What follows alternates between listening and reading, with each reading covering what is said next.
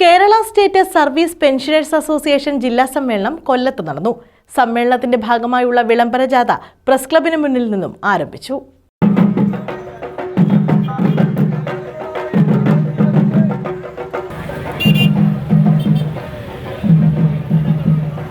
KSSPA ജില്ലാ സമ്മേളനത്തിന്റെ ഭാഗമായി നടന്ന വിളംബര ജാഥയെ തുടർന്ന് നടന്ന സമ്മേളനം AICC secretary PC Vishnunath MLA ഉദ്ഘാടനം ചെയ്തു.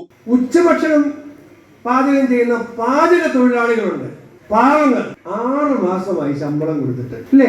പാചക തൊഴിലാളികൾ നമ്മളൊക്കെ കാണുമ്പോൾ കരയുകയാണ്. മാസ ശമ്പളമൊന്നുമില്ല, ജോലി ചെയ്യുന്ന ദിവസം മാത്രമേ ഉള്ളൂ. ശനി ഞായറാഴ്ച ഇല്ല, അവധി ദിവസങ്ങളുടെ ഇല്ല. ജോലി ചെയ്യുന്ന ദിവസത്തിന്റെ ദിവസ വരുമാനമാണ്. 6 മാസമായി ഈ പാവങ്ങള് ഈ പാചകം ചെയ്തു കൊടുക്കും. ഇനി ടീച്ചർമാരുടെ സ്ഥിതി എന്താ? ഇവർക്ക് ഈ സാധനം വാങ്ങുന്ന ആരാ? HMന്റെ കയ്യിൽ നിന്ന് കാശ് എടുത്തിട്ടാണ്. തിരുവനന്തപുരത്തെ പാഠശാലക്കാരനായ ഒരു HM വിദ്യാഭ്യാസ മന്ത്രിക്ക് കത്തയച്ചു, ഞാൻ ബാങ്കിൽ നിന്ന് വായ്പ എടുത്തിട്ടാണ് ഉച്ചഭക്ഷണത്തിന് അരി സാധനവും വാങ്ങുന്നത്, ഇനി എന്നെ കൊണ്ട് കഴിയില്ല, ഒന്നുകിൽ സർക്കാർ തരണം, അല്ലെങ്കിൽ HMമാരെ ഈ ചുമതലയിൽ നിന്നും ഒഴിവാക്കണം. ഇതാണ് ഒട്ടിഘോഷിക്കപ്പെട്ട വിദ്യാഭ്യാസ മേഖലയുടെ അവസ്ഥ.